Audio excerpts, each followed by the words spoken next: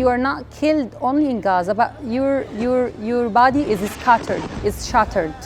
So this was the most horrific scene that I've seen for this child, that I saw his head is totally separated from his body. So it was really sad for me and for his mom and the entire family. We were welcomed warmly from the Italian people.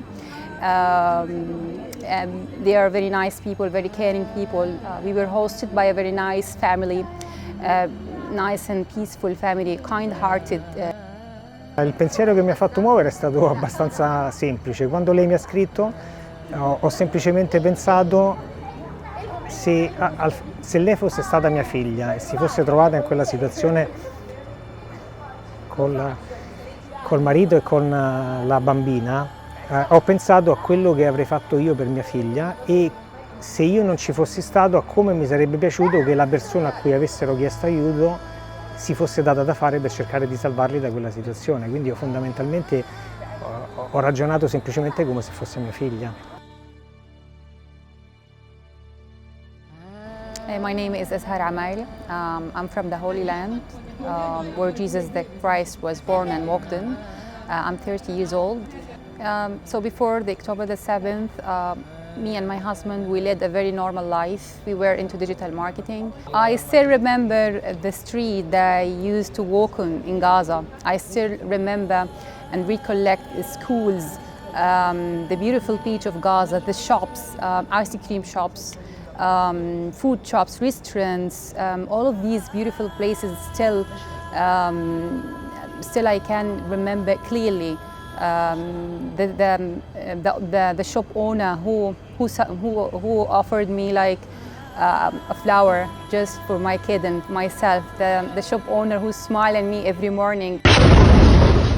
Actually, there was no space to practice or to do any actual work in Gaza, because when you are bombed and the rockets are raining down on your heads, there is no space for doing any normal or actual work. Just the thing that you are constantly was thinking about is how to protect your family, your own child, how to protect your beloved ones, and how to protect yourself. During the 2 years of war, constant bombing and shellings, our lives turned to be like a nightmare in terms of how to protect your beloved ones, how to protect yourself and your kids. So the most experience that I experienced during the 2 years of war is when my child asked me for food, but I was not able to afford her a piece of chocolate or a piece of burger. It was so difficult for me to afford what she wants. So this was the most or the worst experience in let's say the 2 years of war. As everybody know that Israel denied access for the most basic necessities into Gaza, denying us food and water and medication. So this was the most a horrific experience for me as a mother, at least. Israelis spared no lives in Gaza. When you bombed hospitals, schools, neighborhood, houses, when you killed the men, the women, the children, the grandfather and the grandmother, when you denied access to food, water, basic necessities, you can't give a second thought that you will stay in Gaza, because you have to survive, you have to save your family. So after many attempts to leave Gaza, it was so difficult for us to leave Gaza, because Israelis, they do not allow for a dead body to pass. So how come they will allow for people to leave from Gaza? So it's like a collective punishment that you Palestinians, you will suffer.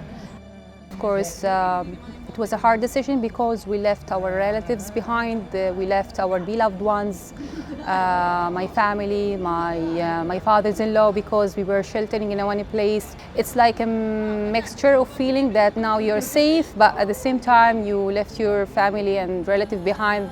You are in a constant worry that will they be alive in the next few minutes, next few hours, you don't know. Their lives are completely destroyed. as well as Gaza is now destroyed, and these people had their own, they have their own lives prior to the October the 7th. They all well-educated people. They have their own houses. They have their own source of income. They were living a very normal life. So now their lives are completely destroyed, ruined by the war. So how come they will lead a normal life nowadays in Gaza? It's impossible. It's impossible. The evacuation process that it was taken by the Italian government was very difficult. It took from us such a long time because of the multiple Israeli security checks. And on the evacuation bus, you have patients, you have elderly people, you have students, you have kids. So how would one arrange to attend to, for example, how would I attend to my child needs while evacuation? So it was not easy at all because we were evacuated during the war. Then I saw a huge destruction while we were in the red areas. And I remember clearly when we saw the tanks and the soldiers just beside us on the evacuation bus. It was like 2 meters away, 2 blocks away from the evacuation bus, and my own child was crying, during that moment. I also remember when we were in the evacuation bus, we were, I think, protected by the Red Cross, but the IDF shooted on us. They know that there are people on this bus, but they shooted on us. I don't know why. What is the reason? We were welcomed warmly from the Italian people. And they are very nice people, very caring people. We were hosted by a very nice family, nice and peaceful family, kind-hearted people. We were hosted by Dino's Menikiti family. I'll not forget the moment when we were in the Ciampino airport and one of the police officers just take off the jacket for me and my kid when the weather was cold. Azhaar 7 mesi fa mi aveva mandato una richiesta d'aiuto su LinkedIn. Le ho risposto e ho cercato di capire in che modo potessi aiutarla, a parte con le donazioni. Sono arrivati in Italia, sono arrivati il 1° ottobre con un volo militare su Ciampino. Azhaar è anche incinta al 5° mese. Siamo andati a prenderla all'aeroporto militare di Ciampino, ma insieme a lei sono sbarcate tante altre persone, erano una 70ina su quel volo. Quindi ci sono stati ricongiungimenti familiari, studenti, è stato... Ancora mi emoziono, figura. È stato estremamente emozionante vederli uscire sono usciti poi per ultimi dai controlli di sicurezza. Devo dire che è stato un po' come quando è nata la mia prima figlia, che me l'hanno messa in braccio quando sono uscita dall'ospedale. Ho detto: Dio, adesso che faccio? Già nella fase in cui cercavo supporto per fargli ottenere il visto, tutti i miei conoscenti, ma anche i colleghi di lavoro, anche le aziende che lavorano con me, hanno dimostrato una solidarietà incredibile, che poi si è palesata anche quando sono arrivati in Italia. Dovunque andiamo nessuno vuole mai farli pagare.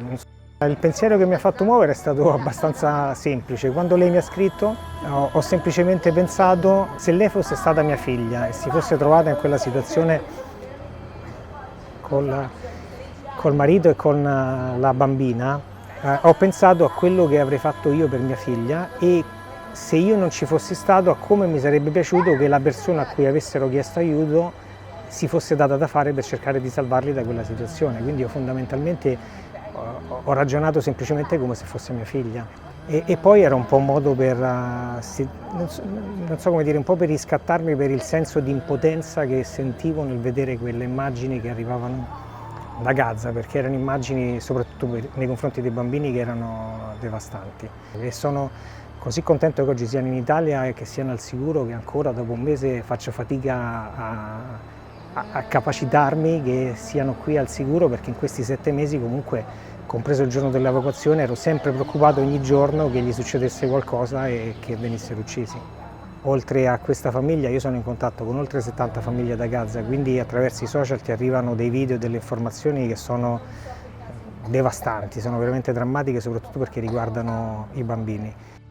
We were surprised when we received the news that my husband's nephew were killed in an Israeli bombing. This actually was directly after the declaration of peace plan declared by Trump. I can imagine the feelings of his mother, because she's at my age and I know her well. And I sent her my warm condolences to tell her that we are with you and we are sorry for this great loss.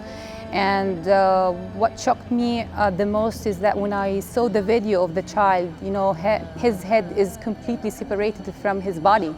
So you are not killed only in Gaza, but your body is scattered, is shattered.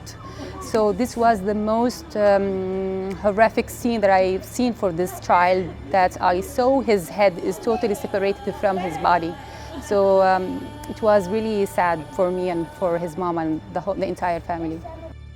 Non si dovrebbe mai in nessun modo giustificare l'uccisione dei bambini, dei civili in generale, delle persone che ne indifese assolutamente. Vorrei che si smettesse di trovare delle giustificazioni al fatto che vengano uccisi dei civili e soprattutto che vengano uccisi dei bambini. I don't believe in the word peace at all. I've been hearing this word since I was born, that peace, peace deal, peace deal. Where is the peace? I can't see peace. I think that peace is something imaginable. It's a myth. It's a myth. It's not true. Quello che mi ha veramente fatto male è ascoltare dei messaggi nei quali in qualche modo si tende a voler giustificare, a normalizzare una cosa che non può essere assolutamente in nessun caso normalizzata. Non c'è nessun motivo per il quale si possa decidere di tollerare l'uccisione dei bambini a fronte di qualunque sia l'ideale, il motivo. I don't have so much to tell the European people, because they showed us the solidarity with the Palestinians, you know. I would say to the European leaders that to be more tolerant with refugees, especially who flee the war from the countries, let's say not only Palestine, but also other countries that have an ongoing war right now, to take a strict stance against Israel and its policies in the Holy Land, how Israel is treating Palestinians badly. I pray to God that you and people will never witness what I witnessed in Gaza during the long 24 months in Gaza. I truly pray to God that you will never witness a war in your life.